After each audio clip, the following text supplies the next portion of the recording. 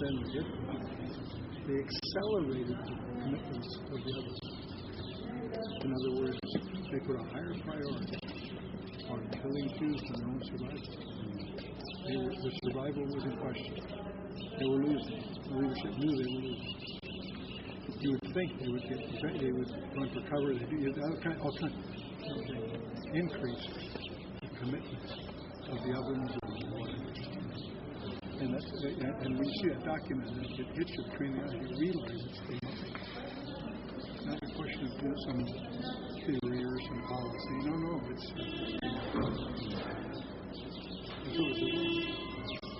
we need to understand that. It's not the kind of discussion you can have with the press. It's not a discussion you can have in a worldly environment. There's no capacity to make much sense. But that's the reality of what it really is.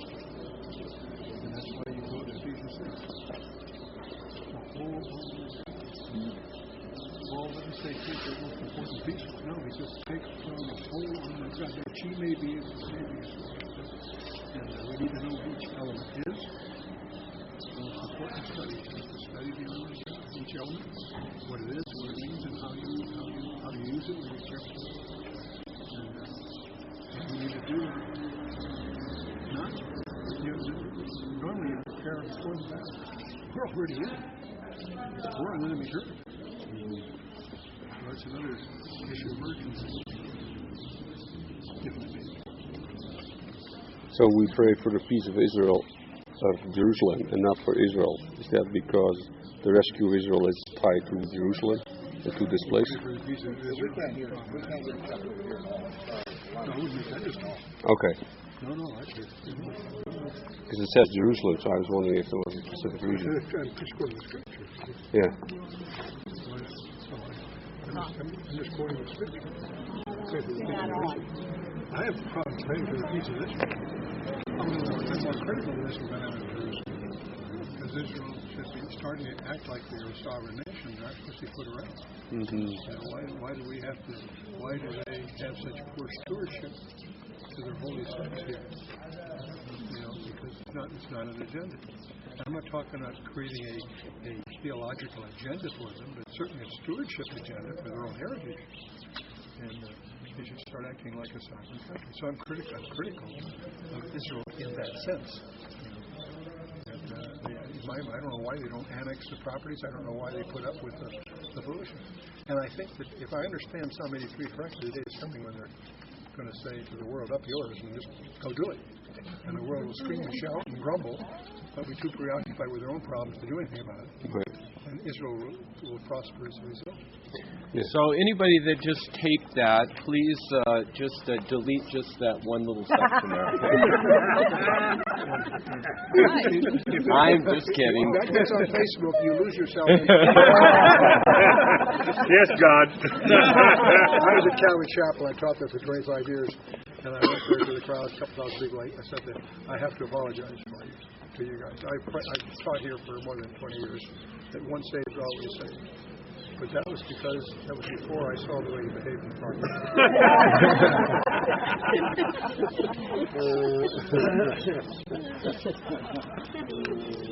No, it's interesting that reference is made to the fact that the Calvary chapels they often tend to embrace the Calvin hypothesis.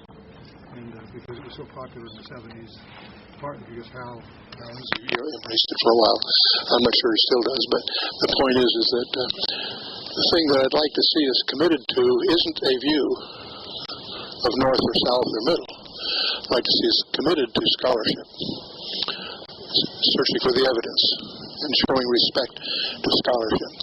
That's one of the things that should separate us from any of the traditions, if you will. Because all of us are victims of traditions of different kinds. But what causes us to rise above that is a quest for truth and a garnering and respect to resources and to be well read and to do your homework. And it's astonishing to realize how much is available to you.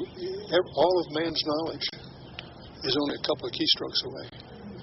It's astonishing to realize what you can learn if you know how to use your resources.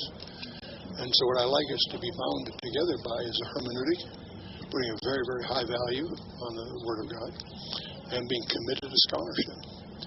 And I came out of the Calvary Chapel and World. I've taught 25 years at Costa Mesa.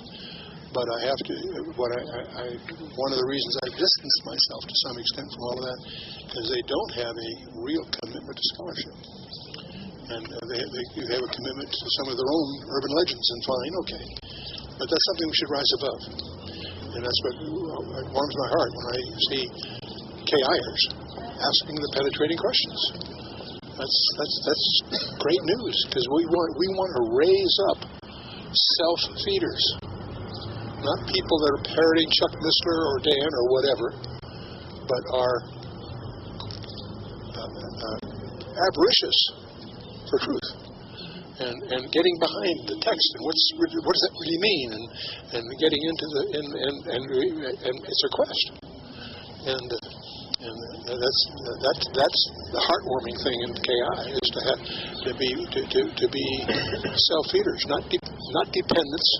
Be independent in the scholastic sense, and invest in your hobby. Build your own library, and garner those things, particular things that interest you. For some of you, that'll be language. For some others, it'll be technology, whatever. But be insatiable for truth, and not victims of, because we're all victims of our traditions and heritage and so forth. And we want to outgrow that in the direction of truth. You betcha. Mm-hmm. I think we need to see these two sites quickly so we can get to the Knesset. Okay. Well, I'll give this up. That'll speed everything up. You and I both know what's waiting for us there. So, Jane, you want to just take us around quickly? Yes. Okay, this is going to be the fastest I've ever done Bethesda. All right, Bethesda, I'm just going to walk and talk to you as we go. Bethesda in the Hebrew Bet Chazdai, which means house of mercy. It was two massive reservoirs for the city of Jerusalem, so come with me.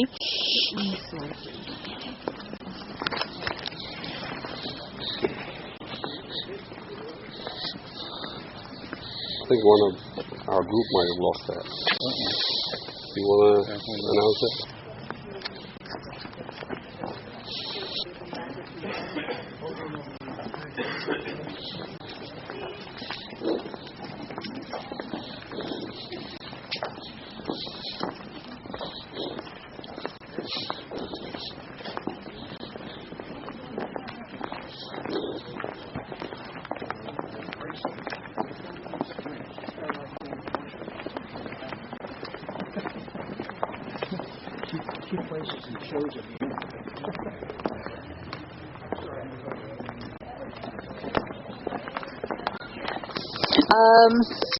Have a quick glance in the middle by a large portico. A portico is, a columned area that has a covering, and there were 5 porticos according to John. So the 2 pools surrounded by the columns, and in the central part, which is this piece here where you can see the railing, okay, it comes through the middle.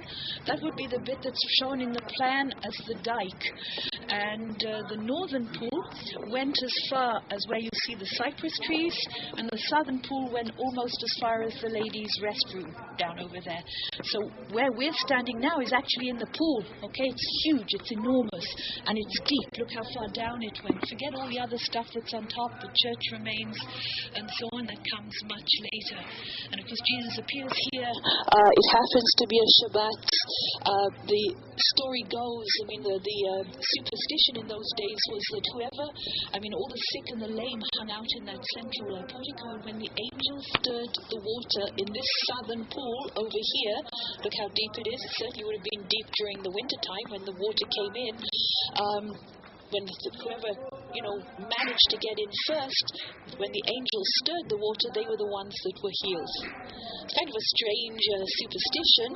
It obviously was thought of pretty highly, because look how deep the water was. It's way down to the bottom. You've got to get from this, where the railing is, and get into that water. That's like literally a sink or swim situation.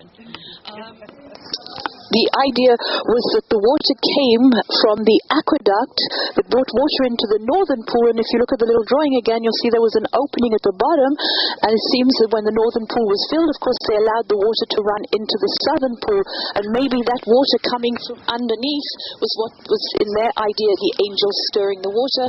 Of course, Jesus appears here, it is a Shabbat.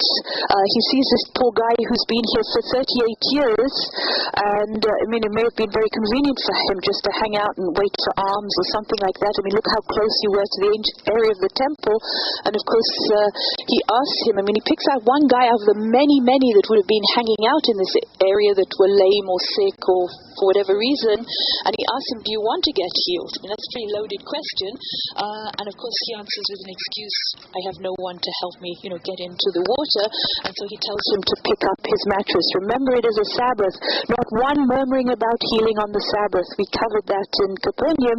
The murmuring is about carrying something, and back in those times, there was always, again, part of the oral law, how far you could carry something on the Sabbath without it being considered work. It was an accepted rabbinical decision back then, and it was decided that it was as far as you could carry the bread of thanksgiving, and the actual city limits of Jerusalem in those days was Bethpage, which is just at the top on the other side of the Mount of Olives. So within that area you could walk around, carry something, and it was not considered work. So basically, once again, according to the oral tradition, which was accepted by the rabbis, he is not breaking the law by telling him to carry the mattress.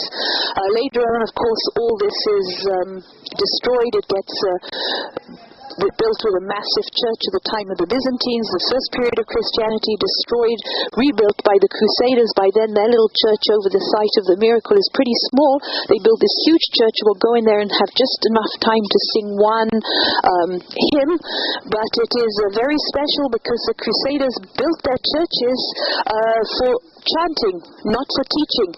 All right, and so the idea is that you sing very, very slowly. Devin knows what to do. He'll conduct you.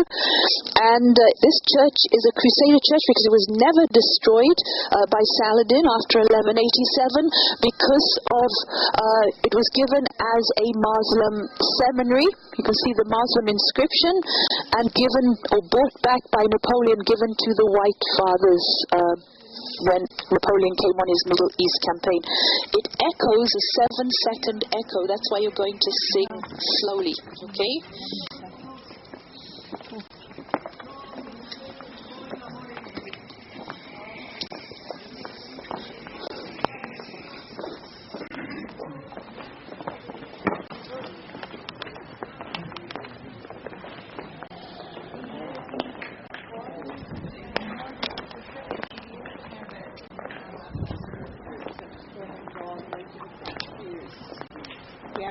The bus and it's 20 minutes to go.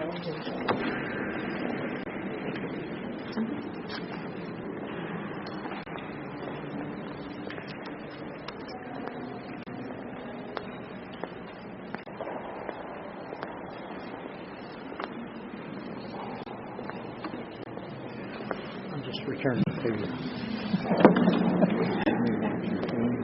No, that's okay. Maybe later in the day.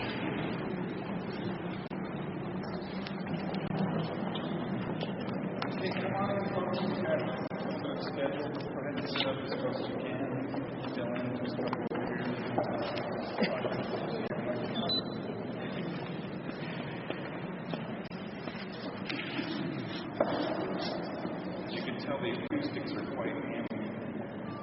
There's probably what they call reverb, echo, probably about 6-second echoes away. So what we're going to do is we're going to sing Amazing Grace, okay? But what we're going to do is we're going to take it by a phrase, okay? So we'll sing one line and then we'll let it echo and reverberate. And then we'll sing the next line and let it echo and reverberate. Okay? You ready? Amazing grace, how sweet the sound that saved a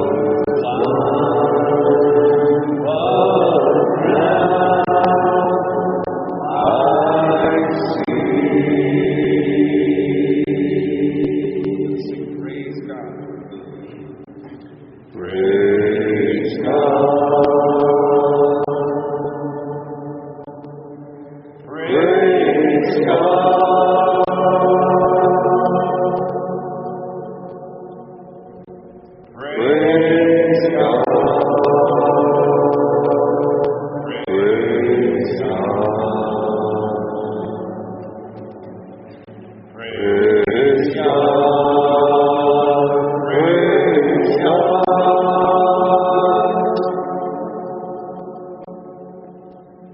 Praise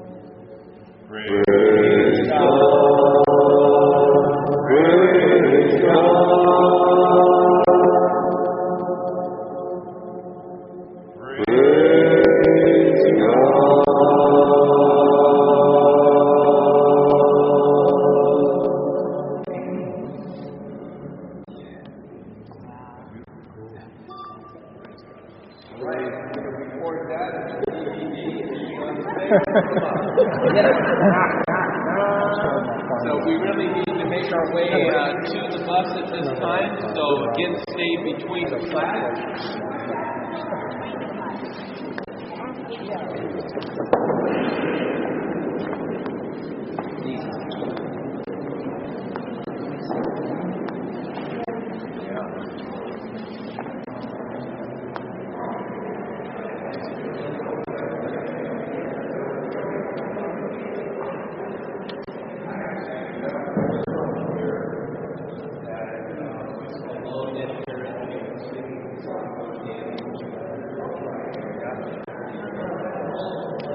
Because even when they worship their God, it's about their God being greater than. Yeah. But it's not about their God just being worthy of worship. That's right. Good all the time. There must be always a duality. Do you see what I mean? Well, see, the interesting thing is, what would Satan fight if he has one?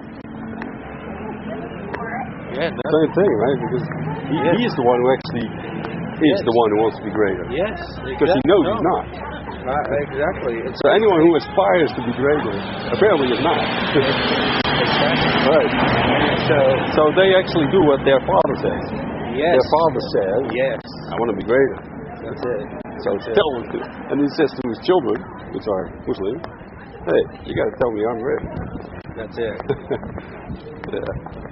You know, there's actually even been some,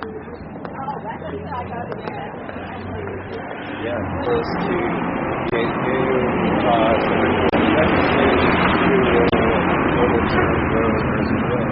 Oh yeah. Yeah. But if they ever It's out there. Remember? Yeah. You were saying they were all. Quickly get on the bus. Okay.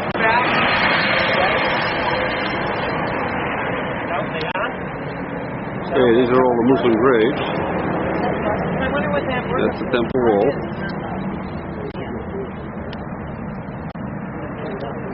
of the churches, so that way you can at least find where the old olive trees are to the left of the church there. And then look down at the bottom of the Kidron. The Kidron was much steeper than this when David first takes the city, which is just around the corner. But at least get the idea of how the Kidron is a natural protection on this side to the city of Jerusalem. And you'll see the tombs down below. So the one with the sort of cone upside down on it is the one that's known as Absalom, which isn't Absalom because it's later than that.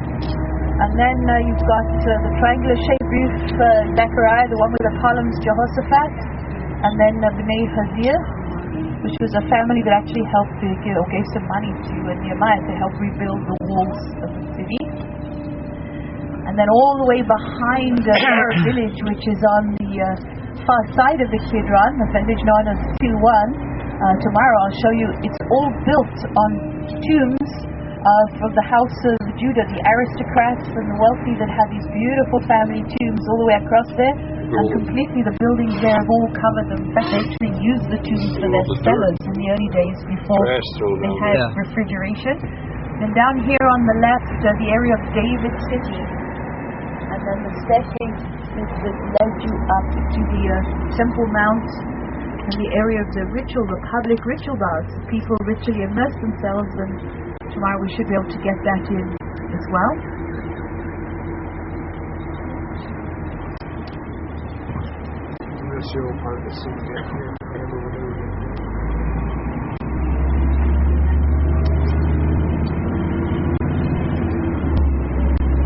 And then this gate here, the gate known as the Dung Gate, it is a Turkish gate. It got its name as Dung Gate because in the time of the Turks, of course, if you came here as a tourist, as a pilgrim, you actually arrived on camel,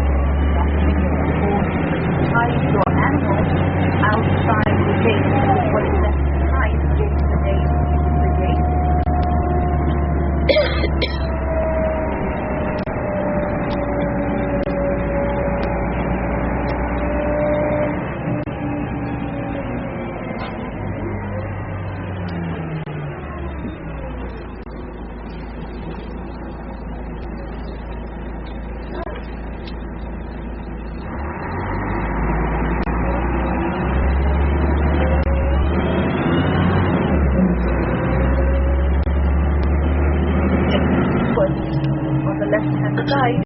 Of Gehenna. When Jerusalem expanded out of the confines of David City, the people moved to the hill on the right, the one that became known as Mount Zion, because of this valley. And the valley here was the natural protection on the southwest side. It became known as the Valley of Gehenna because at the time of Solomon, Solomon does build the first temple, but he, of course, has a bunch of wives and concubines, and amongst those there were those that bowed to the god Moloch, and Moloch required child sacrifice. And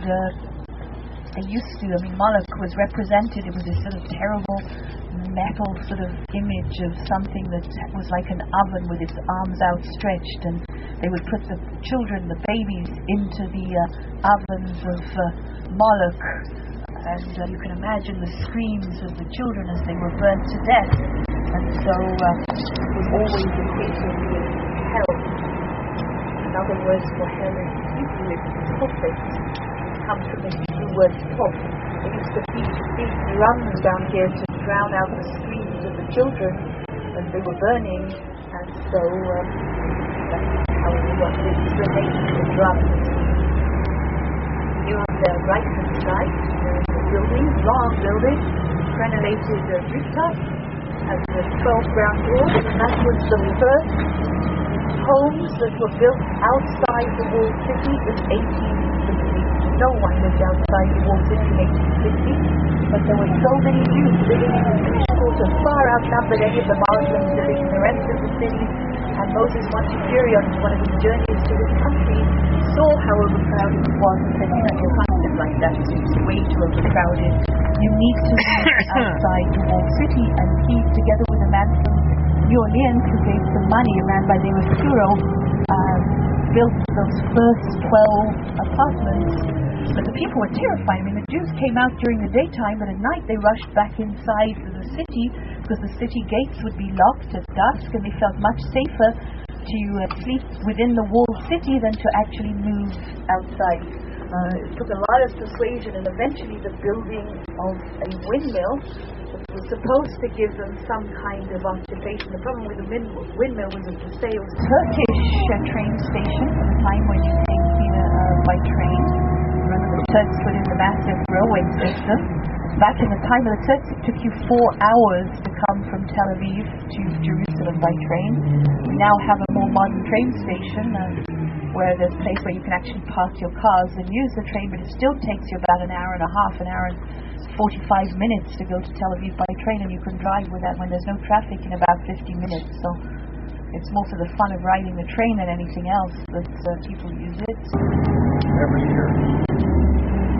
If you add up all the people that have been killed in the wars in the United States, Civil War, First World War, Second World War, that adds up to about 1 million.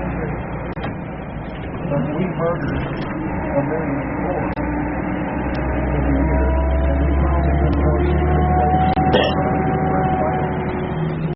we do it in the womb of the mothers. We murder 1 million more every year in our pagan society. I just thought I would have that perspective for your question about Moloch. Ever heard of Bohemian Grove? No. Are there any monuments left? Boy, man. Huh? That's big time what's happening there. Other than That's Bohemian Grove. Has been documented by Alex Jones. He went in there every year. They have a meeting of all very high people of the United States. And also international people are invited. And they do a ritual there. And Alex Jones filmed that. I have that DVD at home. You know, he was there with a camera in a suitcase, pretending to be part of the Bush group. Yeah. And he films, and they actually act out the burning of a human being. They act that out, that whole thing, with priests, you know, and with singing and a pope-like figure. Okay, when we get really weird to the Knesset, remember that you bring really nothing with you. And it is all orientated the right direction, and all the values are in the right places, and so on. And of course, it is all built from the Jerusalem stone. In the beginning, when he built it, it was placed sort of in another area of Jerusalem, in a hotel, at the bottom of their sort of garden. And then when the hotel sold off that whole bit of land to build, you know, for apartments and so on, they had to find a new home for the model. And so they actually moved it just a few years ago. Literally, they picked up it in slices, and the museum offered it a home over here, which is great because it's a nice place to have it. And also it kind of represents what the old sort of state of Israel, that is when the temple was still standing, the destruction of the temple, that is basically the end of the state of Israel. And here it's right opposite the area of the parliament where we were, which is the new state of Israel. So it kind of fits rather nicely. And after we leave on the east side of the model and make our way down to the desert, Qumran, and where they found the Dead Sea Scrolls, because that little building over there that looks like the Hershey's Kiss is actually the shrine of the book. It's got the water playing on it, and the scrolls are housed inside there. So we'll leave the corruption of Jerusalem and we'll go to the desert and to the shrine. So to the community that was writing, copying the scroll. So the actual the model. Where after, of course, in 67 they started, 68 they started the archaeological excavations. You'll see quite a bit of them tomorrow when we're in the Jewish Quarter and down by the Western Wall and so on. Where they found they made mistakes in the model, they have corrected it. So it's an ongoing process. But there is about 10% of the model that, even though we know that it's not quite correct, they've decided to leave just because that's how Michael Amir first built it. I'll show you down in the area of David's city afterwards. So where we are now is north of the city, right? This is north of Jerusalem, and you know why. When you look at the terrain here, what's special about the northern side of Jerusalem? It's higher. No valleys, exactly. There's no valleys here. And because of the fact there are no valleys, you're actually going to see 3 walls that protect the city of Jerusalem. So we're going to look first of all, can you see over there, there are 3 towers that stand up, the big 3 towers.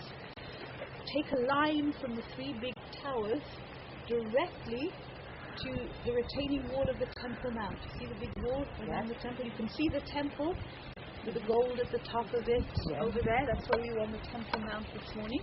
So if you found that wall that goes from the 3 towers all the way to the Temple Mount, that was known as wall number 1. That was as far north as Jerusalem came to at one point. And then people started, they can't develop the city in the areas where the valleys are, because the valleys are the natural protection. The only way they can start to develop the city is to go further north. And so they start to build outside the city wall. And then you can see there's a second wall that comes all the way around like that. Okay, the one that we're looking at. And that is known as wall number 2. And that was the wall that we basically drove this morning when I said look at the Damascus gate, remember, which is on the northern side. And that gate that you can see in front of us with the 2 towers, right, that gate corresponds to the area of the little gate that you saw underneath the present-day Damascus gate. Right, that's still in the same place. The Roman gate is underneath the present-day Turkish gate. So that gate is in the right place, all right? And then we drove around the wall this morning, and I told you if you look in through that little bit of a crack where the bus station is, you can see a rock which is known as Golgotha. Did you all see that this morning as we went past it? Well, we're going to be there, we're going to be driving past it loads of times, so you will see it. But can you see this little rocky outcrop over here? Got that? Oh, yeah. Rocks? Yeah. You see that little pile of rocks? That is exactly what we were looking for where the Arab bus station is today. Alright? Okay? Got it? If you haven't got it, make here. You see some little rocks? That's Golgotha. Little pile of rocks. Just there. Little ridge of like a little bit of mountain. Okay? Yeah. Okay? So you've all got it because it's important. If you understand Jerusalem on this model, you will understand what goes on in Jerusalem. So don't be shy, don't be embarrassed if you can't see it. I never saw it when we were learning it in the guide course till about 20 times after the guy was showing it to us, so you don't have to worry about it. I was totally dumb. So there is the area of the rock of Golgotha. Okay, so keep that in mind for the moment. But then, of course, the city started to expand, and more people were living in Jerusalem, and they couldn't fit in the city as it was, as far as the second wall. So you see what happened.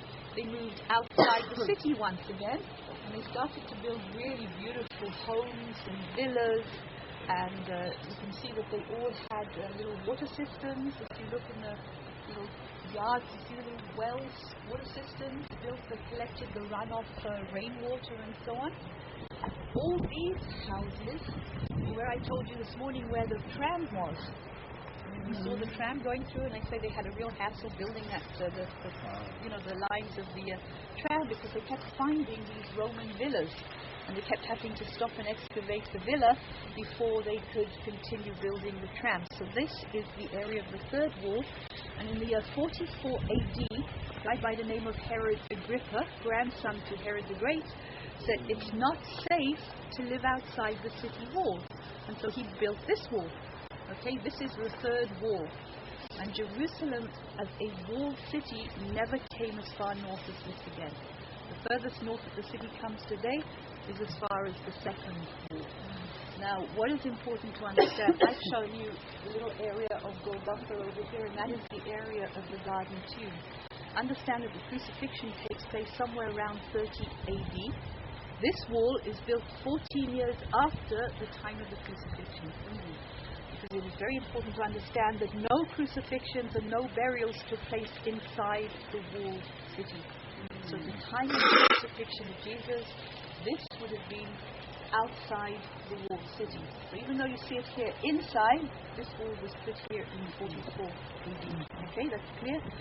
Now, understanding about crucifixion, and what are we looking for? First of all, it's got to be outside the city gate, a major city gate. So the major city gate in this area, of course, is what corresponds with its present-day Damascus gate, the gate that faces north towards Damascus.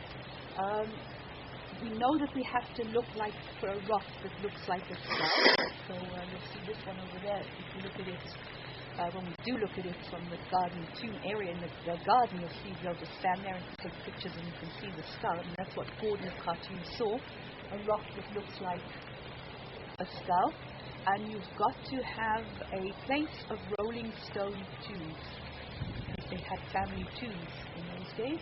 And so in that area, you're going to find all those things. It's outside a major city gate, a rock that looks like a skull, and it's got tombs that were rolling stone tomb cemeteries. So, okay, fits the spot. That's good.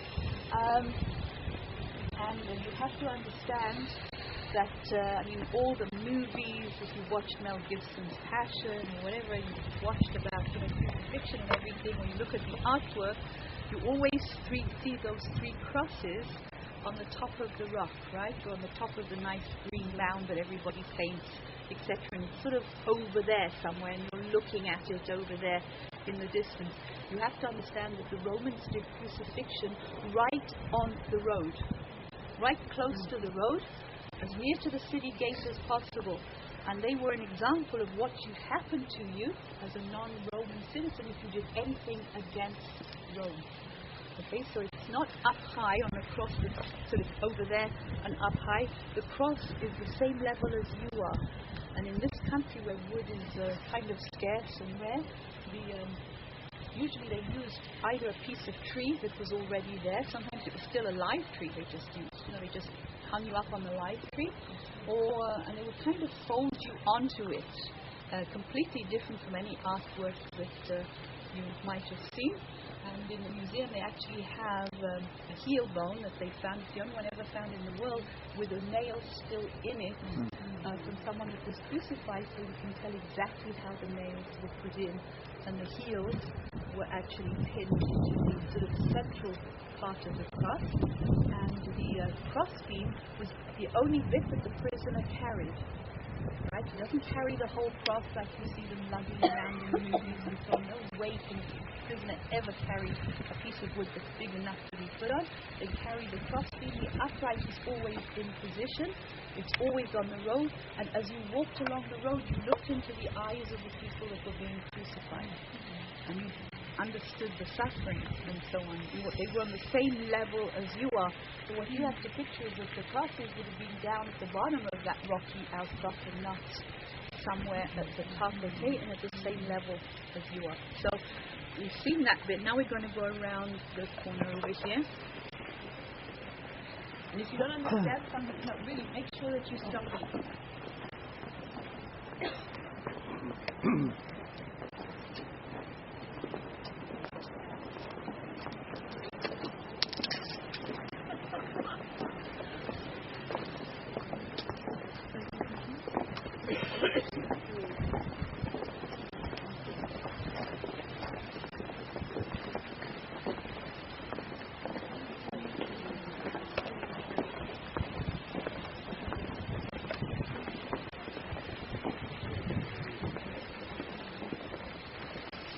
Stop about here because you need to see the little gate in the second wall. You're all still clear which is the second wall, the one that goes off around there. And you've heard me talking about the Church of the Holy Sepulchre and the fact that in the year 1009 the Muslim Caliph of Jerusalem destroyed the tomb of Jesus inside the Church of the Holy Sepulchre. But I just told you we've talked about the area of the Garden Tomb and so on. So now it's, what are we talking about here? You have to understand that in Jerusalem there are two places to remember the crucifixion and the burial of Jesus. And one of them is where the Church of the Holy Sepulchre is today, within the Christian quarter of the Old City. But what it used to look like, whether we'll get into there or not, on Thursday we're planning to give you some time, to enjoy yourself a little bit, free of us, so you can explore a little bit on your own, do shopping or whatever. But when you go into the Church of the Holy Sepulchre, most people have a sort of a real culture shock. Because it's inside, there are 6 different Christian denominations that don't get on with one another. They actually really dislike one another. They're willing to go almost to war if you move a nail from one people's property to the other. Or if you're a Catholic and you happen to have your alban stole on, if you're a priest and you happen to kneel down in front of where they say the cross was put, and the Greek Orthodox priest is there, he can quite well easily knock him out. I mean, we're talking about that kind of attitude, which is not really what you expect to find in a place that represents, Christianity and so on. I mean, one of the archaeologists who is himself a priest, a Roman Catholic priest, he writes in his book of archaeology, where you expect to find love, you find hatred, and where you expect to find light, you find darkness. That more or less sums up the Church of the Holy Sepulchre. And on the rooftop are the Ethiopians part of the Christian church, but the other denominations don't allow them in the church. So you can understand, they kind of hang on to the rooftop of it. So you understand what the kind of feeling is like there. But if you could get rid of the church and you could see what was underneath it, that is what you would see over there. There is the little gate in the city wall. Okay, can you see the city gate? Small little gate over there, which that gate today is sort of underneath one of the sort of the Muslim Arab shops, sort of down between stations 8, somewhere around in that area. You could actually see the wall, and you can see further on, you can see part of the gate in the Russian Orthodox Church. So none of this is sort of visible today, and you've got this church plonked on the top, so no one has any clue at what they're looking at. But if you would have been here 2,000 years ago, you would have seen a massive stone quarry. You see that there's a little piece of rock that sticks up over there. All the way around it is a big stone quarry, and it was actually a stone quarry that was cut in the first temple period. And they used this limestone there for the building of Jerusalem. And when you've got a stone quarry, it's a very deep stone quarry. If you go underneath the Church of the Holy Sepulchre, you could go down 5 stories to get to the bottom of the stone quarry. Nobody knows that that's there either, but because we've been under it to kind of understand what goes on. And you can go all the way down there, and you can actually see graffiti. Very early pilgrims in the 1st, 2nd century would have scratched on the rock there, "Lord, we have arrived." Okay, so we presume that there were eyewitnesses to the crucifixion, and this is very early remembrances of something happening in that spot. Anyway, down in the stone quarry, it's a perfect place to cut family tombs, because somebody's already cut the rock this way, so all you now have to do is cut these family tombs with a rolling stone. And underneath the Church of the Holy Sepulchre, you've actually got a rolling stone cemetery dating from the exact right period, 37 BC through 70 AD, so that's the date that we're kind of looking for. The tombs fit the style that we're looking for. And then in that stone quarry, there was a piece of rock that was such poor quality limestone that every time they tried to quarry it, it fractured and they couldn't use it for building, so it got left there. And if you could lift the whole church up, you would actually see that rock looks like a skull. Alright, so you've got the exact same things as both places. You're both outside a city gate, a main city gate. This one led you to the west, to the seaport of Jaffa. You've got a rock that looks like a skull. You've got a rolling stone tomb cemetery. You've got everything that you kind of looking there that you need to be. And of course, the big question is, well, which one is it? It doesn't matter in the slightest. Faith is on the fact that the tomb is empty. Basically, who cares? That's how it is. We might be wrong with both of the suggestions, but just so that you should understand that there are 2 places, because it's talked about, and sometimes people get confused, and which one do you think it is? It doesn't really matter. The garden tomb is a much nicer feeling in there, and that's where the Protestants remember, the crucifixion and the burial of Jesus. If you're Catholic or any of the Eastern Orthodox churches, you're going to go to the Holy Sepulchre. Doesn't matter, okay? But just to understand the 2 places, of course, they're both outside, the walls of the city. And so we'll go to this bit just a little bit further along over here.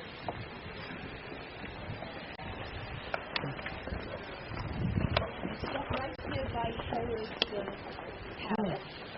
Herod built himself these magnificent palaces all over his kingdom, of which the one that he built in Jerusalem was absolutely wonderful, according to Josephus. He describes it, in all its glory.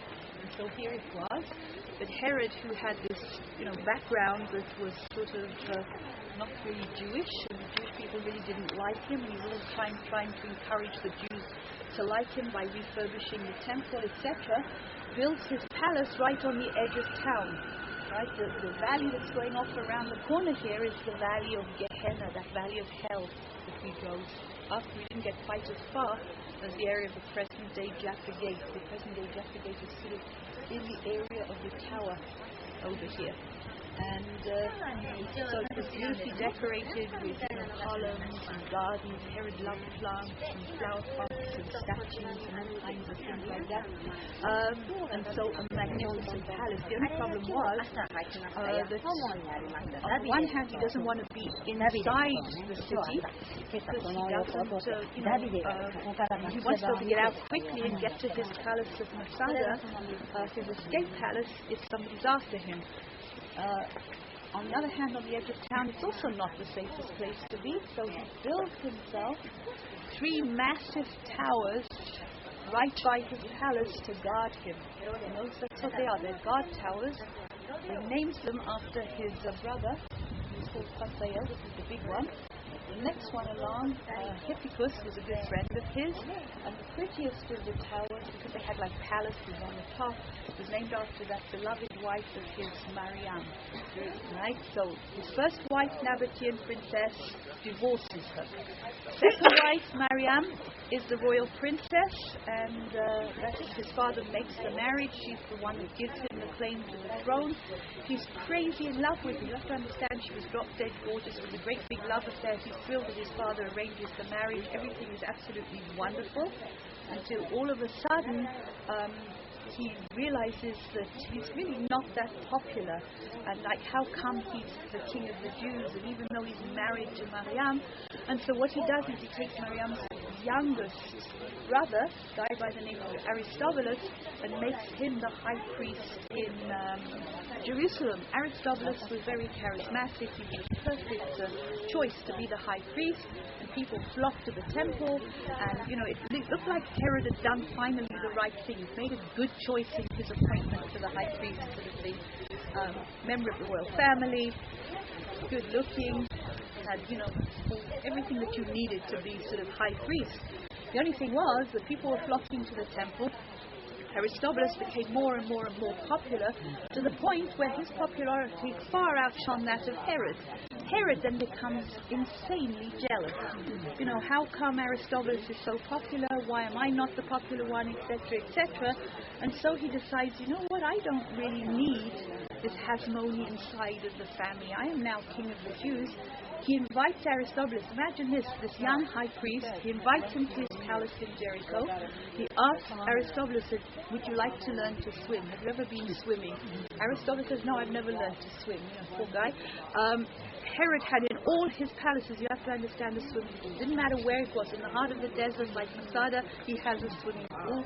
Caesarea, he has a swimming pool. Everywhere where Herod builds, Herodian, he's got a swimming pool. And so he asked Aristobulus, would you like swimming lessons? Oh, I'd love swimming lessons. Sounds like fun. It was hot down there in Jericho. And of course, he told his servants to take Aristobulus swimming and make sure he didn't come back. Aristobulus was drowned in the swimming pool. You can understand, he's the high priest. At the same time, it's his wife's youngest brother. She now understands that her husband has obviously done away with her youngest brother, and that doesn't do wonders for the marriage. And so he begins to think, I really don't need any of this Hasmonean background within my family, and he murders Mariam and all the sons from that marriage. Alright, he wipes out and he kills, in fact, all the Hasmoneans of the family. Not one is left. And so Herod actually has 10 wives altogether, 8 of them we can name, just to give you an idea about Herod and his sort of background. But he gets rid of all his Hasmonean side and so on. So you understand a little bit that when 3 wise men happen to knock on the door of the palace in Jerusalem and say, where is the king of the Jews that's just been born, you understand how that affects Herod, who has the title of the king of the Jews. He's an old man in those days, he's in his 70s, and that was old for those days. And it's like, what are you talking about? That I'm the king of the Jews, and you understand if he can kill his wife, who he adores, and the sons from that marriage, and all the family, it would certainly be very easy for him to put out the order to kill all the babies 2 years and under. So that is Herod's character.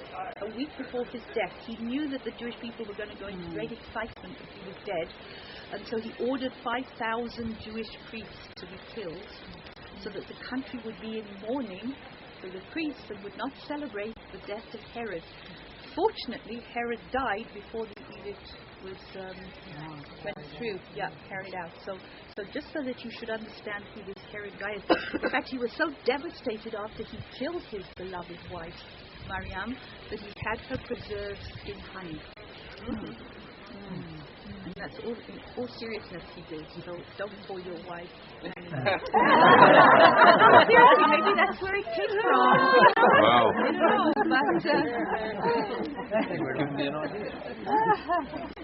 but anyway, that's just a little bit about Herod and his paranoid sort of personality. I mean, he really was a bit crazy, sick, and exceedingly cruel. But it was no big deal to have people murdered and got rid of and so on. So understand where he's coming from. So anyway, he's right on the edge of town.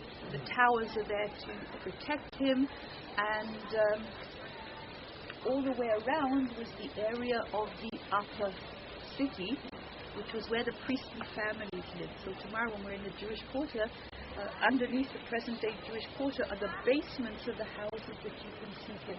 And they lived like the Romans. They had the most beautiful villas, with the columns, and they had beautiful mosaic pavement. They didn't have anything but floral designs. They didn't put human designs. That would be against, anything that was Jewish. You mustn't do that. They wouldn't have had statues in these homes of the Sadducean priests, but they certainly lived on the same standards as the Romans.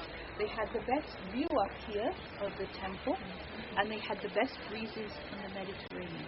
All right, and so this is your Valley of Gehenna as we go up around the corner. And if you look, you should just about be able to see it to the left-hand side. You see those two little towers overlooking the area of the retaining wall. Just to the left of it, you should be able to see a red arrow. See a little red arrow? Not get yourself where you can see that little red arrow. It's more or less, if you count the what looks like columns in the stonework, 1, 2, 3, 4, 5, 6, 7, 8 across. It's between 8 and 9. All right, that is the area of the western wall that exists today. All right, so when we went up that funny sort of ramp to get to the top of the Temple Mount, and you look down at the western wall, that's what you were looking at. That little piece of wall over there. But we'll be down there tomorrow. You'll see it all and so on. All right, we'll go around the corner.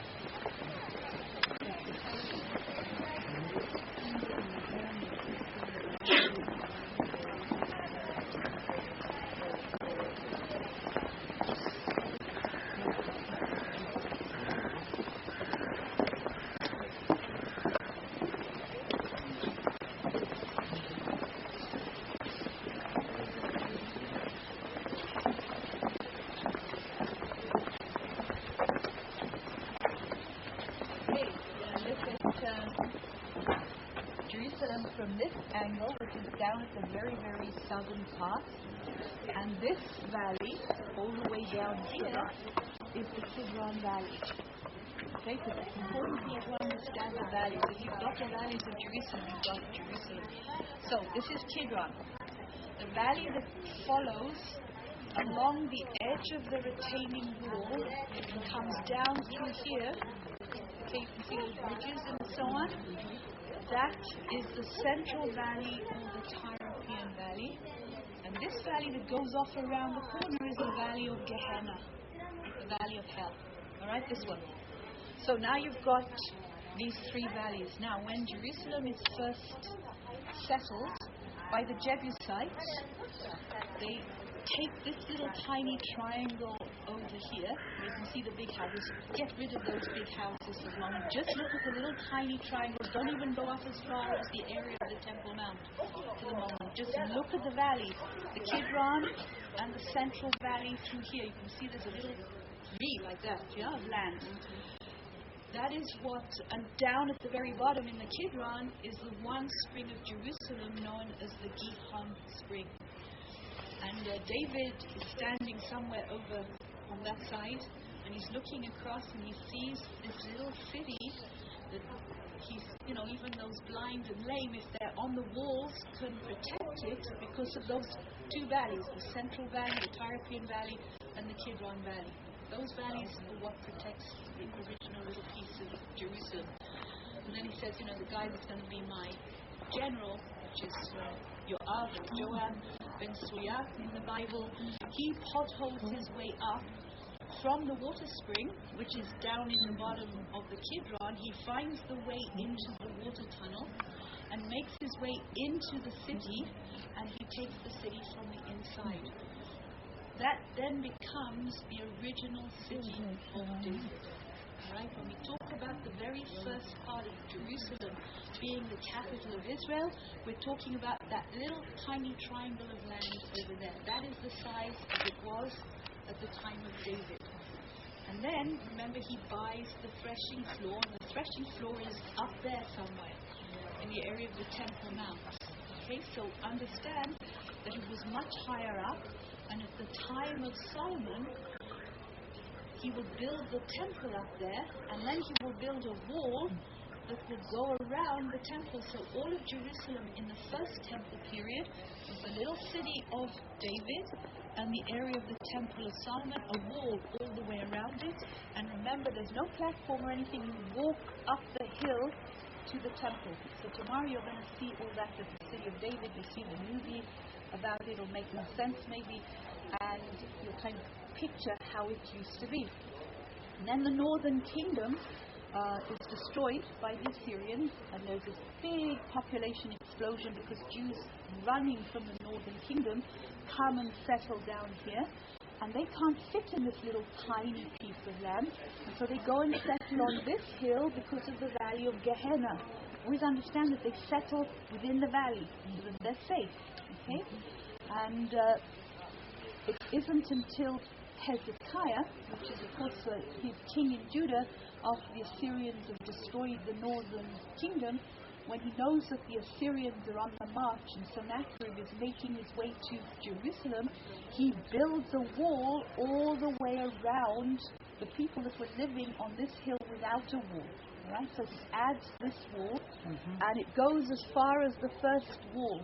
Tomorrow when we're in the Jewish quarter and we'll look down a hole, and you'll see a bit of wall down there, I'll say that's going to be that wall that you can see, the first wall over there. The later wall of the second temple period goes exactly in the beginning where the wall was of the first temple period. So that was the size of Jerusalem in the first temple period before it was destroyed by the Babylonians. So understand how Jerusalem was, that God says, I put my name on the city of Jerusalem. If you look at the letter here in the valley, the Shin, you see the Kidron is one part, the Tyropean or the central is the second part, and this one, the Gehenna, it makes this letter Shin. Look at the doorposts, the mezuzah on the doorposts in your hotel, and you'll see the word Shaddai. That is one of the names for God. The actual letters are the initials of three words. The Shin is Shomer. It is simply the guardian. The Daled of the Shaddai is Dlatot, the doors or the gates. And the little Yud, the little kind of one that looks like a little comma in the air, Israel. The guardian of the gates of Israel. So there is the Shin literally imprinted on the city of Jerusalem, meaning guardian. Guards the city of Jerusalem. So those are your valleys. Try and remember them. We'll go through it again. Tomorrow we're going to go to David's city. We're going to go down through the water shaft, and eventually we're going to come out in that little pool over there. That pool is the pool of Siloam. That's where Jesus actually heals a blind person, but it's Hezekiah that originally builds it, because he knows that Sennacherib is coming. He knows that the water source may be endangered because it's out there somewhere. Although there are some big fortifications around it, he wants to make sure that it's not difficult to get the water. So he digs a water tunnel that starts at the spring of Gehenna, goes underneath the city of David, runs by gravitation, and the water comes out in the pool of Siloam, which was well inside the city. So all the people had to do was to go down and fetch the water at the pool of Siloam. And that goes right through the second temple period, when the people used to come at the end of the Feast of Tabernacles to fetch the water, the special celebration, which was the happiness of the drawing of the water. they would come down and fetch the water here at the pool of Siloam. Tomorrow, okay, when we've been underneath David City through the water shaft that Joab got his way up through, and when we've walked through a bit that even predates that of the Canaanite times, and we eventually make our way down to the pool of Siloam, those of you that want to will be able to walk up. They've just excavated it and opened it in the last few weeks. We've opened the last part of it. You'll be able to see, can you see there are a series of white steps that go up to the right-hand side of the sort of water channel? Can you see those steps that go up? Yes. You will be on those white steps that they've excavated. You'll be able to see them. That will take you right up to where we'll go later on, to the area of the shops and the entrance and the exit where the doorways are over there, the white steps, up by the Temple Mount. And it takes you right the way up there. And so they've excavated those uneven steps, even all the way down here, where the people used to walk.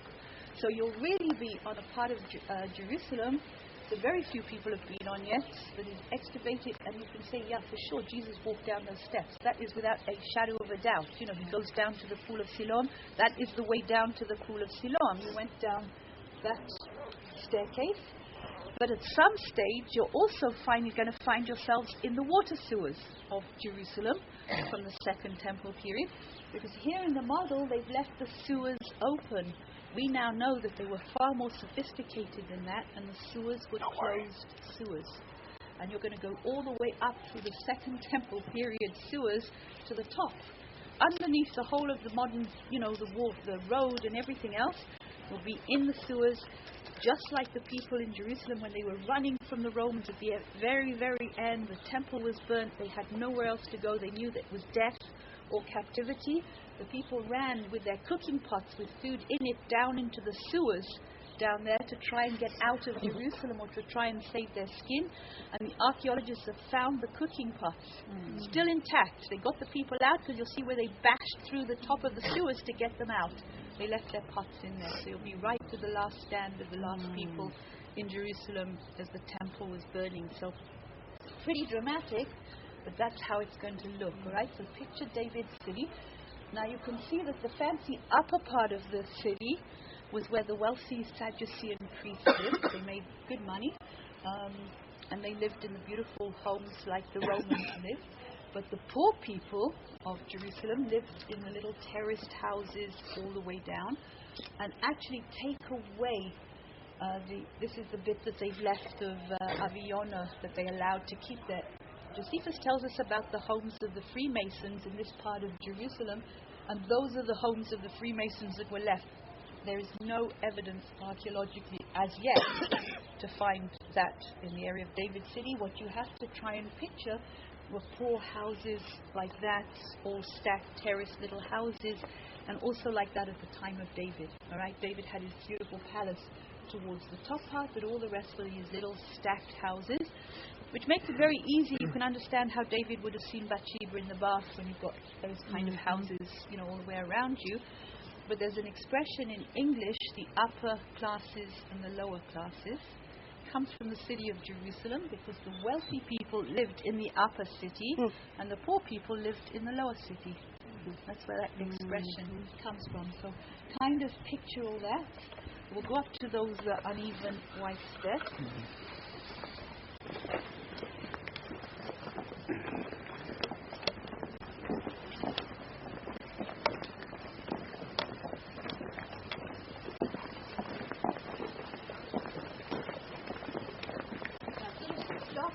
Over here, and we've kind of driven past there because the walls of the city of Jerusalem today, remember, the architects of the Turkish Sultan Suleiman the Magnificent forgot all this part of the walls. The walls today go straight up by the area of the Temple Mount and finish up there by the end of Herod's palace. And all this part of Jerusalem was left out of the present-day walled city of Jerusalem. So that was the mistake. That's why they're beheaded and buried inside the Jaffa Gate.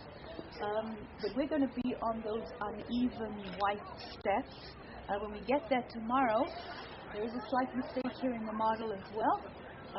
there should be 3 gates to go in and the 2 to come out. All right, it was a triple gate to go in, and it was a separate staircase. It wasn't all joined as one staircase, but 2, because you had to go to the ritual bath, you had to be ritually pure, and the danger was that if it's a whole staircase, you're going to meet people coming out of the temple that are no longer ritually pure. They've handed over their sacrifice. And so the concept here is not quite correct, but what is correct is the fact that Michael Aviona made them uneven. It's written in the Jewish source that the steps were uneven, because the idea was that when you left the temple, you couldn't turn your back on the house of God, because obviously you're walking away from it, and run. You couldn't go 2 steps at a time fast, so it was uneven, so that you had to walk carefully, go, some of them you'll see are wide, some of them are narrow, and so on. So we'll be on that area of the staircases, and all the way around there they've discovered about 60 public ritual baths, so people could ritually purify themselves. And just where it goes off around the corner with that staircase that comes down, you'll be able to be on the Roman pavement, and you'll see the area of the shops and where the money changers were. That's where they used to do, because you come from all over the Roman Empire. You not necessarily come from the areas just of Judea, where of course they didn't mint coins with the head of Caesar, but if you come from somewhere else, then you're going to have a coin with the head of Caesar on. You cannot use that to pay your temple tax. You've got to change it to a currency that doesn't have a head of Caesar on. Alright, and then you would pay by your sacrifice, and then you would go to the ritual bath, and then you would make your way up to the Temple Mount itself. We'll go on to the top part. You're going to see this afterwards. Go to the top bit up there, and you'll get a better view over. We've ever been in the model when we had it listened to ourselves back the whole time. If you look at it from this corner, maybe you might see it a little bit better, because you can see the temple platform. So now you know where you were this morning and what it looked like. And take a look just at the opening of the doorway of the temple. You can see that there's a doorway, but then there's like an opening a bit higher. The opening is the height of the Dome of the Rock. All right, just to get the perspective of how big the temple was. So you came up, and you can actually see where you went out from here. Which is where I showed you the green railings that go underneath the Al-Aqsa. That takes you to the out part of the double gates down below. The area of the porticos with all the columns may have been put there as a sort of palace for Herod on the second sort of layer, because Herod knew that he wasn't considered to be properly Jewish, with his background. And did he make himself a place in the area of the court of the Gentiles that he could see the temple, but actually not contaminated with his sort of being. But anyway, we're not really sure what the top part of that area was used for. This more or less corresponds this bit on the left hand side, the high bit, okay? This gate here, what the idea is that they should have showing it to you, as we know, the priest who stood at the doorway, remember, of the temple, had to be able to see through the different gates. So there's the Nicanor gate, the beautiful gate, and then this gate, which was actually known as the Shushan gate. Somehow it gets nicknamed the Eastern gate, but they had to be able to see through all the gates to see where we're standing on the Mount of Olives, where the priest had the red heifer. Remember, that was the only animal that was sacrificed outside the city walls, and then they used the ashes of the red heifer for the purification of the altar. So you can see the court of the Gentiles all the way around, and then if you look here from this side, you can see the little stone sort of railings, the balustrade, which had the warning signs that if you were not Jewish, then you don't go past this particular point. And that goes all the way around. And then you get like a little fortress literally around the area of the temple itself. So that was for the Jewish people only. And the first gate, which is between those 2 towers, would be the beautiful gate. So the story of the widow's night takes place at the beautiful gate, remember. And it was sort of solid gold. That's why its name was the beautiful gate. Then you get into the first bit of the inner part, which is between those 4 first towers. And if you look over the top, you'll see there are 4 rooms, one on each corner. That was the court of the women. And the 4 rooms, there was one that kept the oil stores for the use for the candelabra. One with the wood for the use, for the sacrificing, for the fires. And then there was one for the lepers, or for at least the people that were considered cured of leprosy, and the priest had to check them. So there was a special place for them inside the court of the women. And then there was another special room for those that had taken the Nazarite vow. And then, when you look from above, for the next door, which is known as the Nicanor Gate, there are semicircular staircases. And it was on those semicircular staircases that the Levites came out and played the instruments to welcome you into the temple. And at that point, the people would chant the Psalms of Ascent again. So they sang the Psalms of Ascent on their way up to Jerusalem. They often sang them even on their way up through the doorways to come to the court of the Gentiles, and then they would hear it and you sing it again on their way up to the Nicanor Gate. Now at that point it's men only. The men could go inside the Nicanor Gate, and just inside was the area of the altar, and there they handed over their sacrifice to the priest, who then offered it as a sacrifice. They slaughtered the animal and then gave it as a burnt offering. Morning and evening there was always an offering of a lamb for the sin of the people. So that was twice a day on a daily basis. Then you get to the doorway. Inside the doorway, all the priests could go, and that would take you into the front part of the temple. And איזה כיוון אתה רוצה? אני הולכת לכיוון הזה. כן. We'll just change with them, okay? You can see it from over here. The actual building itself. So they go inside, and inside that part you would see the 7-branched golden candelabra. You would see the table of the showbread, and you would see the incense altar. And then there was a double veil, not one but 2, that was attached to the top and each one at the side, so that the high priest, when he went into the Holy of Holies, and remember, in the second temple there is no Ark of the Covenant. It's gone with the destruction of the Babylonians, the time of the destruction of the first temple, but still, the high priest could go into the Holy of Holies on one day and one day only, and that was Yom Kippur, and he went around a double curtain, so if anything ever moved one curtain, the other one always stayed hiding the Holy of Holies. So that would be the back part. Now understand that the back part of the temple, when we go to the western wall, when Herod built these massive retaining walls to hold up the platform, because the southern area is sitting just on these great arches, and you need these walls to hold it up. Okay, that the closest area of exposed wall that we could come to was by where we believe the Holy of Holies was, would be where the western wall is. And so that is the concept of why that piece of wall is so important, although you will see a Herodian retaining wall all the way around in parts.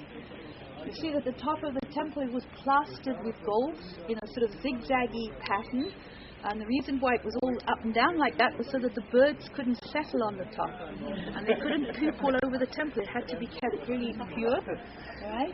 And there was masses of gold. I mean, the reason why the Titus and the 10th Legion stood on the top of the Temple Mount area and pushed the top parts of the stones down, because when Herod built the retaining wall, he doesn't use any cement. It's just the weight of one stone sitting on the other that holds the whole construction in place. You'll see, I mean, the smallest of the stones are 2.5 tons. The largest stone is about 628 American tons.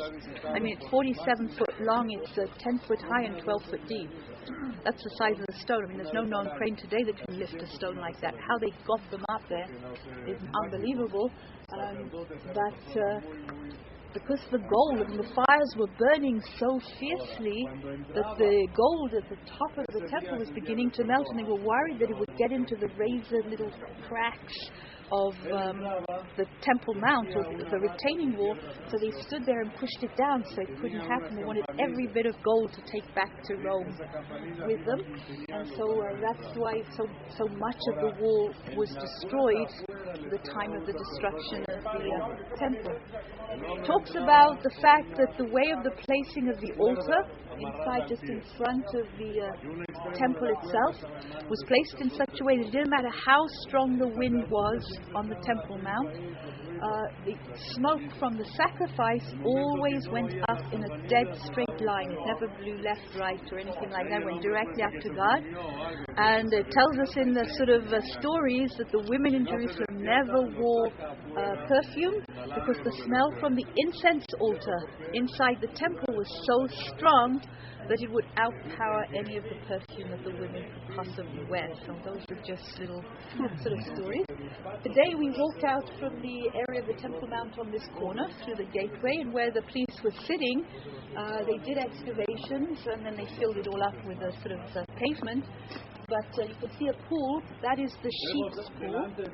Okay, and that's where they washed the sheep before they took them through the sheep's gate, which is that gate through there, just before the Antonia fortress, and took them up to be sacrificed on the top of the Temple Mount. You can see the great Antonia fortress sitting on the northwest corner of the Temple Mount. The north, remember, is flat, so he puts the fortress to guard Jerusalem on the north and to guard the wonder of the ancient world, to make sure that no one was going to destroy it. So you can imagine the soldiers not only milling around the court of the Gentiles, but standing up on the parapets of the Antonia. And our educated guess is that Pontius Pilate, when he came to Jerusalem, he lived in Caesarea. That was the center of the Roman administration of Judea. But of course he came to Jerusalem on those three big feasts, on Passover, at Shavuot and Sukkot, at Tabernacles, to make sure the Jews weren't going to riot. All the time this concept, that they're looking for a Messiah, someone that will throw out the rotten Romans, put a Jewish king back on the throne. So with so many people in Jerusalem, anything could happen. And so they put their soldiers on the top all the time. And at the same time, we think that Pontius would have come and been close to where the soldiers were. So that would be the area of Pontius. So you can begin to understand Jesus' movements. When he comes into Jerusalem, he is in the area of the temple. He's going in and out via those uneven white steps at the southern end. But then when he realizes he won't get to the end of the week, he has his meal with his disciples somewhere in the upper city of Jerusalem. He then comes to where you are over there in Gethsemane, all right, because we've driven around that area. We'll cover it. From Gethsemane, he's taken back to the house of Caiaphas, which was somewhere in the area of the upper city. And from Caiaphas, he's taken to Pontius, so here at the Antonia. From there, he's taken to Antipas, who we believe was in residence in his father's palace over there, where we were. We looked at Herod's palace. For sure, he would have been scourged in the Antonia, because that's where the Roman soldiers are, and that's where the scourgings would take place. So we bring him back over here to the Antonia, and from there he would carry the crossbeam either to where, there you can see the area of Golgotha, the Garden Jews area over there, or the traditional route of the Way of the Cross, which would take you through the gateway over there to where the Church of the Holy Sepulchre is today. All right, where I showed you the other place that's a possibility. Okay, you get the movements backwards and forwards through Jerusalem. It's a lot of going backwards and forwards. And then where the bird was just taking a bath, that is the pools of Bethesda. That's where we were this morning. So that's what it would have looked like. And the sick and the lame and all those hung out in that central portico, waiting for the angels to stir the water in the southern pool, this one, the lower one, and presumably when the water flowed from the higher pool to the lower pool, and they allowed it to come through, it sort of mixed up the water, so maybe that was the angel that stirred the water, and they got in. Whoever got into that pool was the one that was healed. All right, so that's what the pools of Bethesda would have looked like.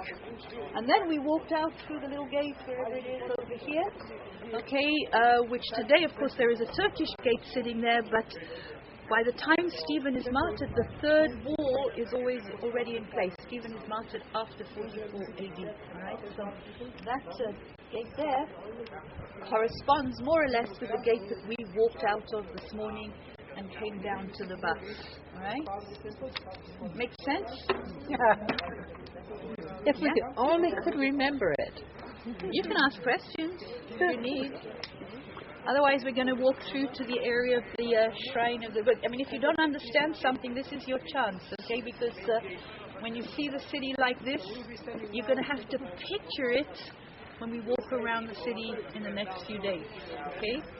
Could you the height we were walking on just now at the temple area? Yeah, it's the same height. That's the same height. Because where you saw that piece where Chuck stopped with the Kaufman theory, you know, the dome of the tablets, the spirit, that area, that is part of the solid bedrock. Okay. Okay, so it's this northern area of the Temple Mount Pass. And of course, this is showing you more or less according to mainstream Judaism, you know, what thinks that the temple stood more or less like the Dome of the Rock. Although, of course, if you take the Dome of the Rock, then where we were at the Eastern Gate doesn't quite line up the gates. That's why a lot of people went with the Kaufman theory, because there it lines up. Could you just point out again where the Gentile court is and where the court of the Gentiles is, you have to kind of look over the top of the wall, all right, and then you'll see, before you get to sort of the crenulated wall around the temple with the towers, you go down some steps, and then there's a little stone balustrade all the way down there. That is, anything outside of that, all this area around is the court of the Gentiles. All right, and then the rest is Jewish. So everybody could mass around in the area of the court of the Gentiles, the Roman soldiers and everyone. Only the Jews could go through the balustrade. And then the area of the scourging was in the area of the Antonia fortress. When we go there on Friday, we will be on a little piece of the pavement that is inside the four towers. All right, there's a little piece of pavement that still exists of the Antonia, and we'll be on it on Friday. Except we'll be in the basement of the convent of the Sisters of Zion. So you're going to have to imagine that you're in the Antonia. And what was the Antonia? It was a massive fortress built by Herod. He honored his good friend Mark Antony, you know, who married Queen Cleopatra, but he went to school with Mark Antony in Rome. And so they were always good buddies, and he always hoped that being, you know, good to Mark Antony would keep Cleopatra's desires on Herod's kingdom at a minimum. So there would have been a garrison there? Yes, there was always a garrison there. And was there not one near Herod's house, or am I thinking of the temple guard? Or? The garrison was always kept at the Antonia near the temple. The main body of the soldiers were always stationed there. We know that 3 legions were stationed at the Antonia at different times. One was the 10th, one was the 12th, and one was the 15th. And you will see signs that the symbol of the 12th Legion is actually scratched into the pavement that we'll see. Right? Inside the wall was the outer court? The outer court is, the outer court is whatever you see between the sort of towers and the balustrade, and this piece over here, the big bit of the Temple Mount, Jane? Significance of that door that blocked that gate? This little one here, or that one? Oh, that one is because that's the way he's designed it to look like you would expect a big gate of a fortress to be, you know, to stop anyone coming in. Jane, talk a little bit about Pilate and how often he would have been there. Pilate came 3 times a year, for sure. I mean, he came at those 3 feasts of Passover being, remember, the most political. He would have been here for sure at Shavuot, the Feast of Weeks, which is Pentecost, and he would have been here at the time of Tabernacles. Otherwise, he's sitting in Caesarea, in the main administrative area, but certainly he came to Jerusalem. And the educated guess is that he's at the Antonia. You will read books that some of them say that Pilate went to where Herod's palace was, Herod the Great, at the area back over there.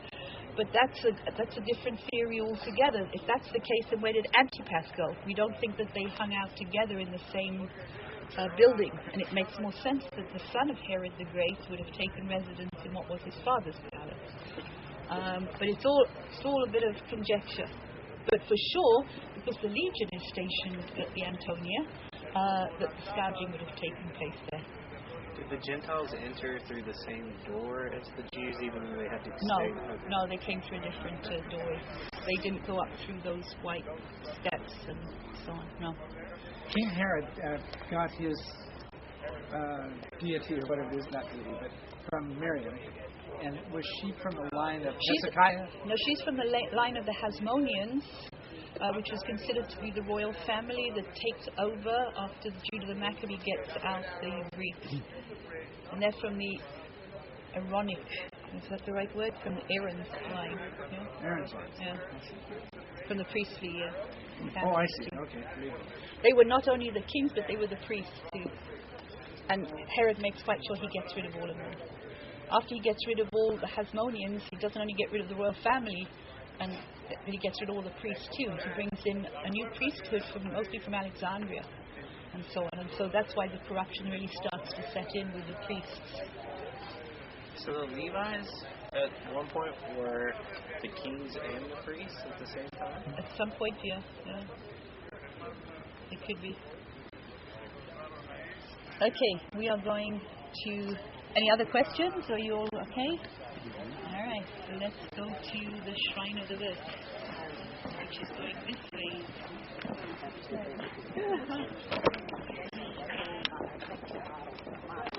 Oh, yeah, there's...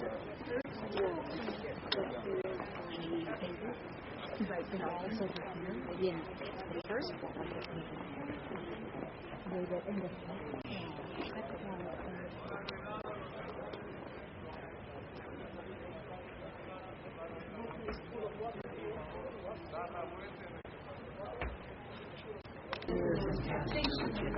Whole mess and everything, because you usually made a statue of somebody that was important in the town, apart from all the different gods, etc. used to get the statues of whoever they are.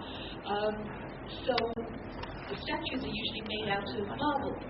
We don't have marble in this country. The limestone had enough pressure on it to make it marble, so all the marble had to come from Asia Minor, that's Turkey and Greece and so on. And so usually what happened, by the time they got the marble here, whoever they wanted to make the statue of was long since gone.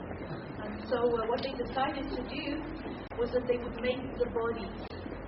Right? And then all they had to do was have a small piece of marble, and you made the head. And then you could keep a stock of small lumps of marble, and each time the governor or whoever changed, all you had to do was get a new head and stick it on the same body. And so it was very easy for the Muslims to destroy it. They knocked off, any of the heads, just had a way of sort of fixing it. They couldn't really see.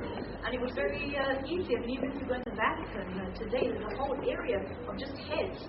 Because, there in Rome it got really corrupt as well, and you can see hundreds of heads that they just replaced on the same body.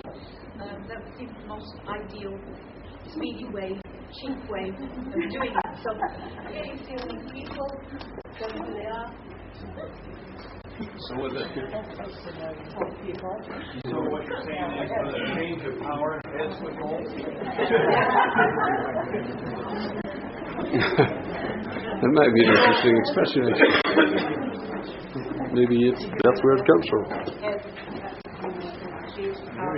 Huh? That's it, maybe? Yeah. Just like honey, huh? Yeah. Hey, honey. So, there's spraying water on the roof, right? You see that? No. Yeah. There's spraying water constantly on the roof. Huh. I wonder if that's to cool it off. Yeah, I was wondering about that. Yeah.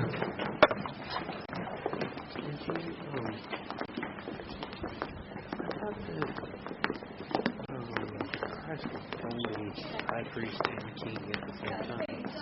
But that's what Hebrews In the Shrine of the Book, don't even try to take pictures, alright? Make sure your cameras are away, because it won't lie.